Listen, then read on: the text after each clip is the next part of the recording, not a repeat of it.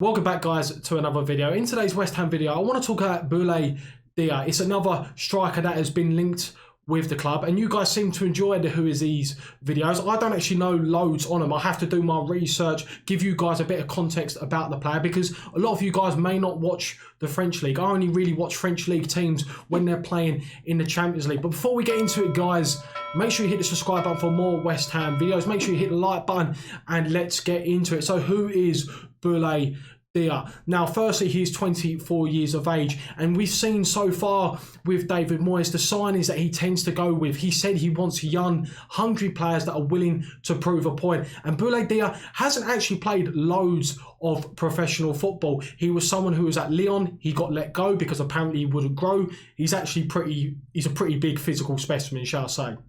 And he's actually proved some of the doubters wrong. He is joint top goal scorer with 12 goals, 1 assist in 17 games. And he's on par with Kylian Mbappe on that front in terms of goal scoring, not ability, of course. But what could he bring to West Ham? Because obviously that is the question. We've seen with Haller, and I don't want to keep bringing up Haller, but it is a good comparison. Haller was brought in under Pellegrini. He didn't fit David Moyes' style of play. So it's very important now with Antonio that we find strikers who are fitting the profile of the kind of players that David Moyes wants to fit into his system. We've seen we're a one striker team, and what we've seen from attackers that they need to be, they need to have explosive power, need to be strong, they need to be able to hold defenders off by coming deep to collect the ball, but also be competent the other way. Can they be on the last man and the defender? And what I've so far seen from Boulaye Dia, he looks like he's got all those characteristics, if not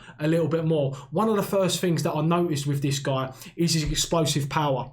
A huge characteristic that Antonio possesses is his ability to just sort of bulldoze past players. And it's exactly what this guy has got. Now, in terms of the transfer fee, it looks like we could actually get this guy for around about £13 million. And in hindsight, £13 million sounds like a gamble that we should take. We should take it up. League One clubs at the moment, because of the loss of the TV revenue, they're struggling for money. And I feel like a lot of Premier League teams may go to the French League to try and, take advantage of the fact that these League One clubs need money. In terms of the system he plays at Reims, that's the club he plays for. They're currently 14th in the league. They're sitting mid-table. They're not really threatened with relegation, but they're not really doing anything in the league in order to maybe push for Europe. They're sort of just consolidating in the French league. Now, in terms of possession, they get about 44% possession. I found a little tweet on Twitter, 44% possession. Now, in terms of West Ham, we're not a defensive side, I would say. I think it would be very harsh to say that we're a defensive side that park the bus and hope to hit teams on a counter. Yes, there is times in certain games where we're a little bit more defensive when we're playing maybe Manchester City, Man United, away from home. We might be even more cautious than we already are. But the style of play that David Moyes has adopted is being disciplined, working hard for each other, having a good structure in terms of your defensive shape. But then when there's a turnover of possession, there's space to exploit with players such as Bowen, Antonio, Ben Rama. Quick players that can sort of exploit those spaces, exploit the quick transitions. And we've seen so many times the amount of goals, beautiful goals that we've scored from quick transitions. Leicester away, 3 passes and the ball was in Leicester's net. And for me, it's actually a pretty nice style of play. It's very attractive on the eye when it does come off. Now, talking about the 44% possession, if he was to come from Reims and fit into West Ham, he's sort of used to this. He's sort of used to, sitting back, but then being able to exploit the spaces that are left in behind from potential midfielders, from potential defenders. And this is someone who's got very, very good mobility. We are crying out for another striker who has got good mobility. And we're starting to see some patterns that with players that we have been linked with, they have got similar characteristics in terms of the fact they can run. They can get in behind, but they can drop deep to maybe interchange passes with the midfielders and oncoming midfield players. Play 1-2s, play it back to the left back, right back, but then spin round and then try and run into space. And this is exactly what I've seen from this guy. In terms of left foot, right foot, he looks very composed in front of goal. There was one very nice finish where he plays a very nice 1-2. He gets in behind, and then the goalkeeper's rushing out. And there's a lot of strikers who would lose complete complete composure in front of goal. And what he does, he just sits the goalkeeper down. It's a nice left foot shot into the corner. But this is someone who likes to sit on the last man. He likes to work hard, apparently. Again, I will put the tweet up where I've seen this, but this is someone who likes to work hard for his team. Apparently, he's made more interceptions and more tackles than Michail Antonio. And we've seen with the players that David Moyes wants to bring in. It doesn't matter how good you are technically. You could be the best player in the world.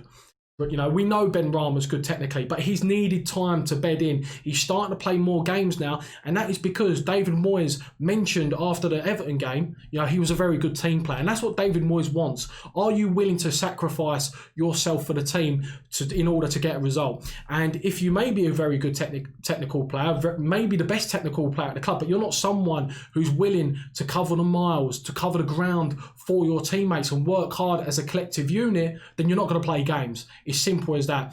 And what Dia brings with his tackling and his interception shows that he's willing to work hard for his team, willing to go the extra mile to try and win the ball back, which suits us, because that's what kind of team we are. We try and win it in the mid block, sometimes low block, then try and then hit teams on the counter-attack. And if he's able to do that, maybe sometimes drop deep to win a tackle. And that's what we see sometimes with Antonio. The amount of times we've seen with Antonio, sometimes he will almost drop in and put pressure on the CDM. Put pressure on the CDM that has got the ball for the opposition to try and win the ball. And this is something that we could potentially expect. And for me, for £13 million, I would probably take the gamble. I really would take the gamble. And I know I spoke about it with Patson Daka. A lot of people said, well, why would we take a gamble about someone we've never heard of, right? Guys, in terms of taking a gamble, I never heard of Thomas Souček. I'm not going to lie. I never heard of Thomas Souček. I never heard of Soufal before they signed for West Ham. And I would be lying in this video if I said that I knew anything about them before they signed for West Ham. They were a gamble. We was in a position where we needed points to stay up in the league. And we signed players, right, like Jarrod Bowen, like Thomas Souček, who had never played a minute of Premier League football. But we did sign them, we took the gamble, and let's be honest, they have paid off. They have paid off. So it's £13 million with the type of goal record that he's showing at Reims this season. £13 million for someone who could potentially score upwards of 15 goals a season.